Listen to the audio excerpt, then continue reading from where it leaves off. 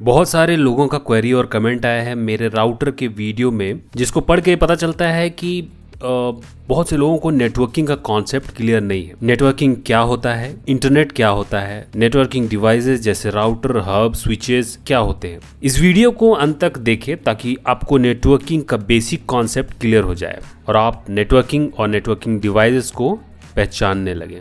नमस्कार, मैं हूं दीप और आपका स्वागत है आपके अपने टेक यूट्यूब चैनल टेक्नोपुराण में। इस वीडियो को मैं 6 स्टेप्स में समझाऊंगा। पहला है इंट्रोडक्शन टू कंप्यूटर नेटवर्किंग, जिसमें मैं बताऊंगा कि नेटवर्किंग होता क्या है और नेटवर्किंग की जरूरत क्यों पड़ी। दूसरा है नेटवर्क टाइप्स, जैसे लैन, मैन, वैन, ये सब क्या होता है। तीसरा है नेटवर्क डिवाइसेस, जैसे राउटर, स्विचेस क्या होते हैं और क्यों होते हैं। चौथा है आईपी एड्रेसेस, अब आईपी एड्रेस क्या होता है।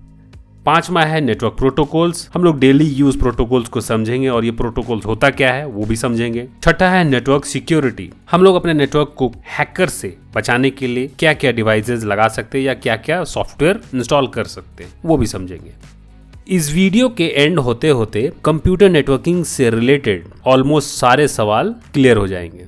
तो कंप्यूटर नेटवर्किंग का मतलब है कि दो या दो से अधिक कंप्यूटर को एक दूसरे के साथ जोड़ना, जिससे कि वो एक दूसरे के साथ कम्युनिकेट कर सके, इंफॉर्मेशन, डेटा आपस में शेयर कर सके। नेटवर्किंग एक तरीके का सिस्टम बनाता है जिसमें कंप्यूटर, सर्वर, राउटर, स्विच और भी अलग अलग डिवाइसेस एक दूसरे के साथ जुड़े होते हैं और कम्युनिकेट करते हैं।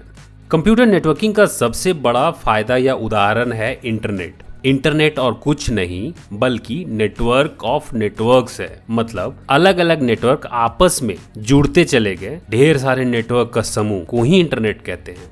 अब इस इंटरनेट में बहुत सारे कंप्यूटर सर्विस प्रोवाइड करते हैं, जैसे google.com, facebook.com, yahoo.com। तो ये सर्वर कहलाते हैं और हमारे और आपके कंप्यूटर जो इस सर्विसेज का लुत्फ उठाते हैं उसको क्लाइंट बोलते हैं।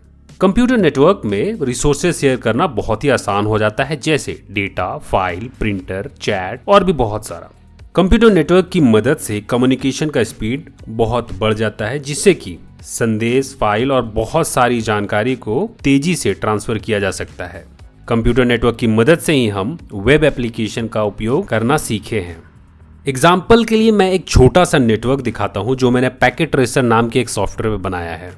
तो इसमें एक जियो का मॉडेम है, एक वाईफाई राउटर है, 2 डेस्कटॉप पीसी है, एक प्रिंटर है, 2 लैपटॉप है, एक स्मार्टफोन है और एक टैबलेट है।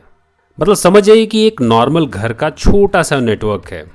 पूरा वीडियो देखोगे तो ये नेटवर्क आप खुद से भी बना सकते हो। अब समझते हैं नेटवर्क के प्रकार।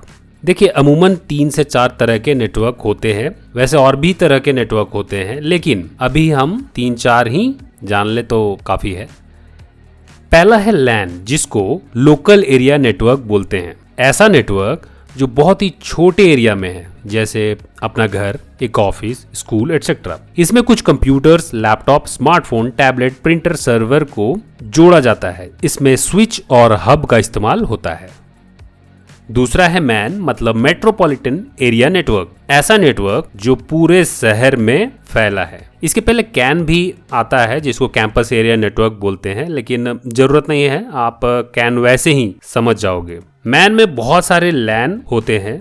देखिए, लैन मिलके कैन बनते हैं, कैन मिलके मैन बनते हैं और मैन मिलके वैन बनते हैं, जो आगे मैं बताऊंगा। मैन में राउटर और स्विचेस का इस्तेमाल होता है। तीसरा है वैन, वाइड एरिया नेटवर्क। ऐसा नेटवर्क जो शहर और राज्यों को जोड़ के बनता है, जैसे पूरा देश। इसमें राउटर, स्विच, मॉडेम, हब और भी बहुत सारे डिवाइसेस का यूज होता है। चौथा है वायरलेस नेटवर्क। ऐसा नेटवर्क जो बिना तार का बनाया गया है, जो हम लोग वाईफाई की बात करते हैं या वाईफाई राउटर की बात करते हैं। वायरलेस कनेक्शन का बहुत फायदा है, जैसे जहां वायर नहीं पहुंच सकता या म्युनिसिपल कॉर्पोरेशन ने वायर खींचने का परमिशन नहीं दिया है, वहां वायरलेस डिवाइसेस जैसे नैनो स्टेशन, वायरलेस राउटर वगैरह का इस्तेमाल करके नेटवर्क बनाया जाता है। ये था कुछ नेटवर्क्स, वैसे और भी नेटवर्क होते हैं, जैसे VPN, virtual private network, internet, intranet etcetera. अब बात करते हैं कुछ नेटवर्क डिवाइसेस की। पहला है हब। हब एक बहुत ही पुराना नेटवर्किंग डिवाइस है, इसका इस्तेमाल शायद ही कहीं होता होगा।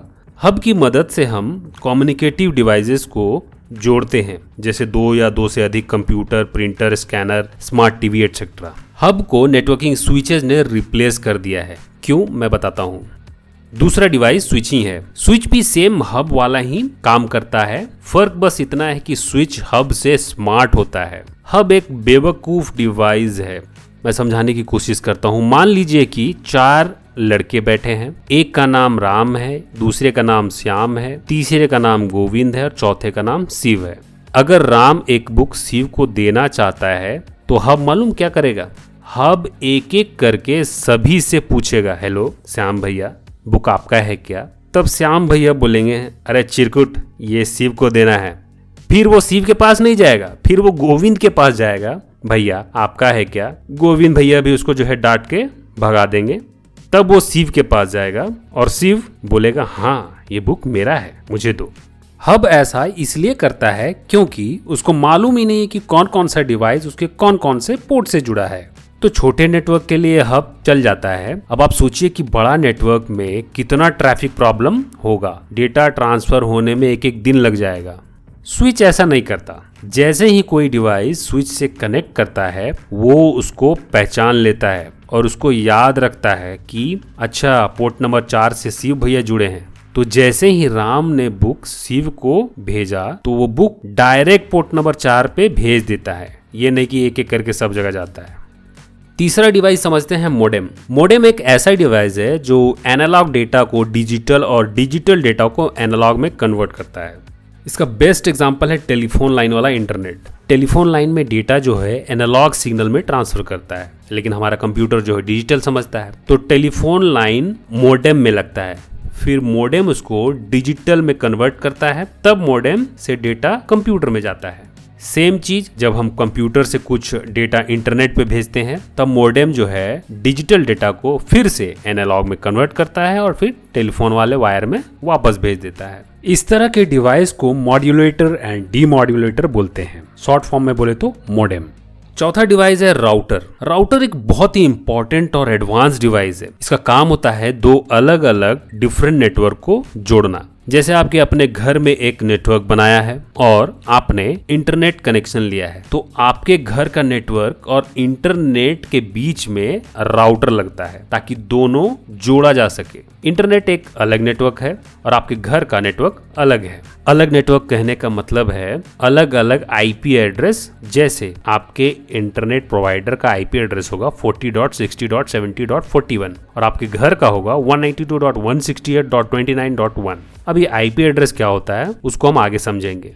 पांचवा डिवाइस है फायरवॉल। फायरवॉल एक सिक्योरिटी डिवाइस है जो आपके नेटवर्क को सुरक्षा प्रदान करता है। फायरवॉल आपके नेटवर्क को हैकर, अननोन ट्रैफिक से बचाता है। फायरवॉल में आप ट्रैफिक को कंट्रोल कर सकते हो, केवल अलाउड ही ट्रैफिक आगे बढ़ सकता है, ऐसा सेटिंग आप कर सकते हो। सरल भाषा में समझाए तो website blocking, keyword blocking, MAC address blocking etcetera आप कर सकते हो। और भी बहुत सारे नेटवर्किंग डिवाइस होते हैं जैसे नैस हो गया, रिपीटर हो गया, ब्रिज हो गया, मीडिया कन्वर्टर हो गया, WAP हो गया एटसेट्रा। अब समझते हैं आईपी एड्रेसेस यानी इंटरनेट प्रोटोकॉल एड्रेस, जिसकी मदद से डिवाइसेस एक दूसरे से कम्युनिकेट करते हैं। और नेटवर्क में आईपी एड्रेस की मदद से ही डिवाइसेस को पहचाना जाता है। आईपी एड्रेस का 2 वर्जन है, पहला है आईपी वर्जन 4 और दूसरा है आईपी वर्जन 6। आईपी वर्जन 4 जो है वो 32 बिट का न्यूमेरिक वैल्यू होता है जो डेसिमल से डिवाइडेड होता है या डेसिमल दे करके हम लोग इसको लिखते हैं। वहीं आईपी एड्रेस वर्जन 6 128 बिट का होता है और वो अल्फा न्यूमेरिक वैल्यू में होता है, ठीक है। और उसको कॉलन से हम लोग डिवाइड करते हैं या कॉलन दे करके हम लोग उसको लिखते हैं। आईपी एड्रेस के जैसे एक और एड्रेस आपके सिस्टम में मौजूद होता है जिसको मैक एड्रेस बोलते हैं, मीडिया एक्सेस कंट्रोल एड्रेस। ये फिजिकल एड्रेस होता है, इसको आप नॉर्मली बदल नहीं सकते हो। सरल भाषा में समझाने की कोशिश करूं तो जैसे आपके पास मोबाइल फोन है, ठीक है, तो उसमें एक होता है IMEI नंबर और एक होता है आपका मोबाइल नंबर। तो जो IMEI नंबर होता है वही होता है मैक एड्रेस आपके कंप्यूटर में, और जो मोबाइल नंबर होता है वही होता है आईपी एड्रेस कंप्यूटर में। समझ गए आप?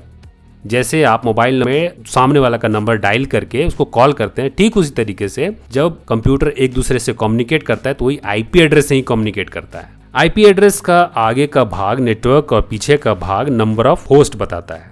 जैसे 192.168.29.1 आईपी एड्रेस में 192.168.29 हो गया नेटवर्क और 1 हो गया होस्ट। होस्ट मतलब कम्युनिकेटिव डिवाइसेस जैसे computer, smartphone, tablet etcetera. Hope आपको क्लियर हो गया होगा आईपी एड्रेस। ये वैसे बहुत डीप चैप्टर है, इसको बाद में कभी समझा जाएगा, लेकिन ब्रीफिंग मैंने दे दिया है।